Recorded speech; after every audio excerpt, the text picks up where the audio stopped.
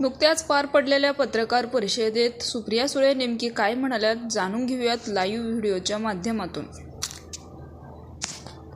त्याच्यामुळे हा सगळा गोंधळ जो मी चॅनल्समध्ये समज गैरसमज हे पाहिले, त्याच्यामुळे मला असं वाटलं की आदरणीय पवार साहेब आणि राष्ट्रवादी काँग्रेस पक्ष आणि महाविकास आघाडी आमचे सहकारी पदाधिकारी कार्यकर्ते यांच्या मनात पक्षाबद्दल कुठलाही गैरसमज असू नये म्हणून मी आपल्याला विनंती केली, कारण अधिकृत पक्षांनी कुठलीही भूमिका मांडलेली नाही।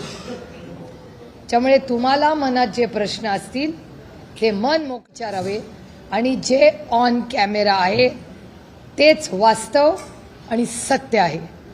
सूत्रांची माहिती, हा बोलला तो बोलला, ऑफ कॅमेरा ऑन कॅमेरा, चहा पिताना गप्पा मारताना, त्याच्यात काही तथ्य नाही।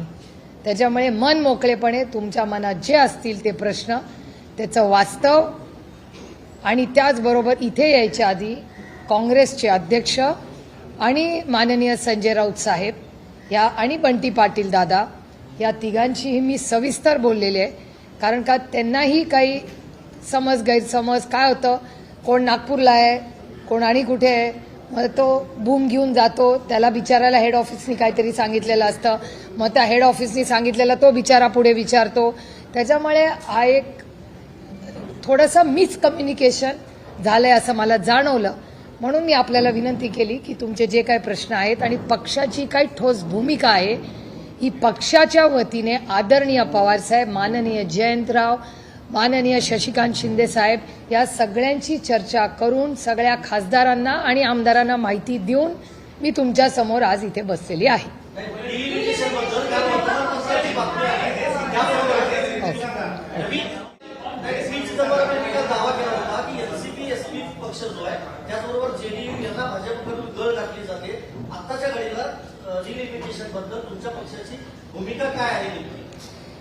एकतर बिल आलेलं नाही आमच्याकडे नवीन, त्याच्यामुळे नवीन बिल आल्याशिवाय बिलबद्दल मी कशी बोलणार। त्याच्यामुळे बिल काय येईल हे बिल आल्यावर 24 तासात त्याचा अभ्यास करून आमचा काय स्टँड आहे हे मी सांगू शकतो। पण थोडंसं तुम्हाला इतिहासात नेते। इतिहास या बिलाचा असा आहे की जेव्हा एकतर महिला आरक्षणाचं बिल हे एकमताने भारताच्या संसदेत पास झालेलं आहे, हे वास्तव आहे या देशात। त्यामुळे महिला आरक्षणाचं बिल यूनैनिमसली पास हो चुका है इस देश, हम सब ने पास किया है, एक मत से पास किया है, ही एक भूमिका झाली।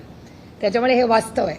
त्याच्यानंतर माननीय किरण रिजिजू यांनी अरविंद सावंतजी शिवसेना, असद ओवैसी भाई, असद भाईंना, मला आणि अरविंद सावंतांना तिघांना त्यांनी बोलवलं दिल्लीत। त्या मीटिंगमध्ये या देशाचे गृहमंत्री माननीय अमित भाई शाही होते।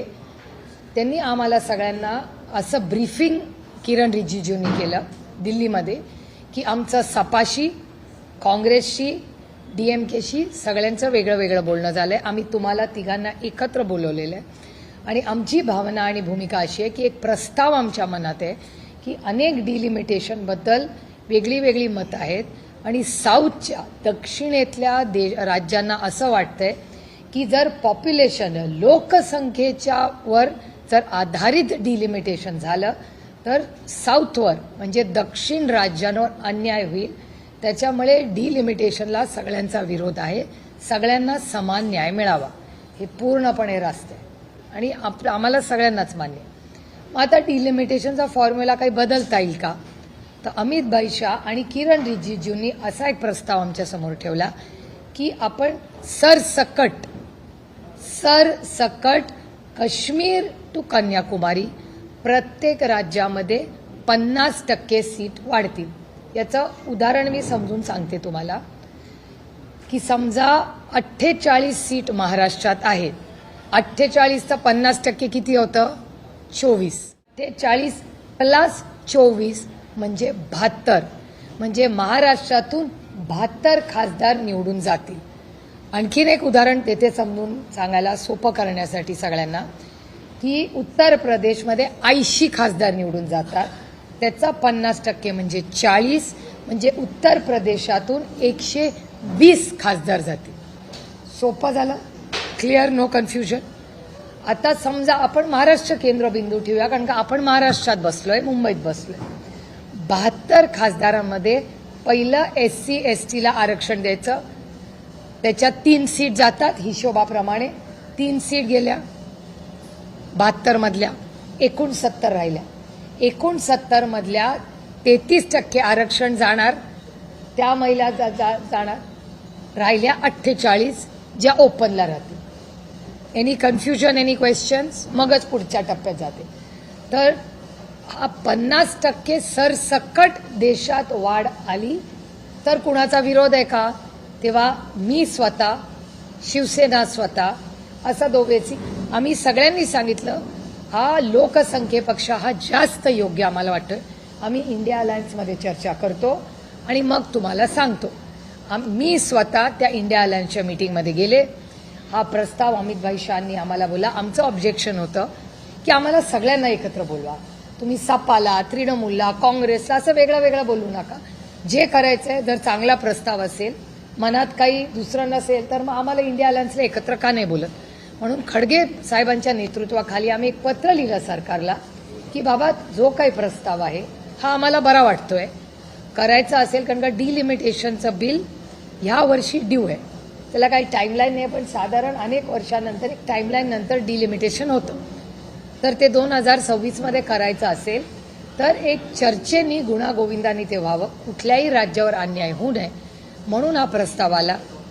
माझं स्वतःचं DMK, तृणमूल, सपा सगळ्यांशी बोलणं झालं, काँग्रेसशी बोलणं झालं आणि मोठी हा प्रस्ताव जेव्हा आला तेव्हा आम्ही सगळे म्हणलो की इंडिया अलायन्सच्या माध्यमातून आपण या सगळ्याचा विचार करायला हरकत नाही, कारण का कुठल्याच राज्यावर ह्याच्यात काही अन्याय होत नाही. पण हे करत असताना डिलिमिटेशनचा प्रोसेस काय असेल, म्हणजे मतदारसंघ जर बदलायचे झाले तर तुम्ही कसे बदलणार, त्याचा फॉर्म्युला काय, तर याचं उत्तर सरकारकडे नव्हतं.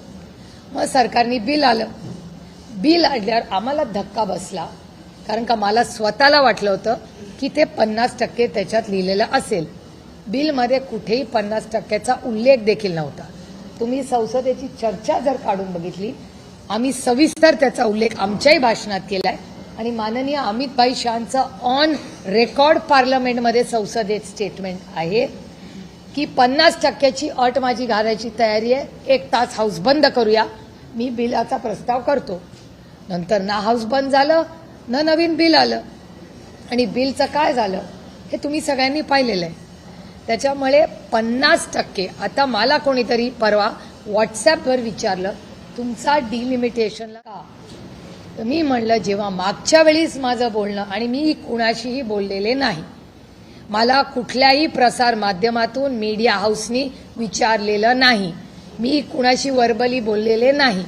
मला काल एक व्हॉट्सॲप आला की आर यू सपोर्टिंग, त्याचं मी उत्तर लिहिलं की we will consider provided, consider, इंग्रजी मी रिपीट करते, consider supporting if the 50% cap is to be discussed and the bill, how will it be implemented is still a question mark.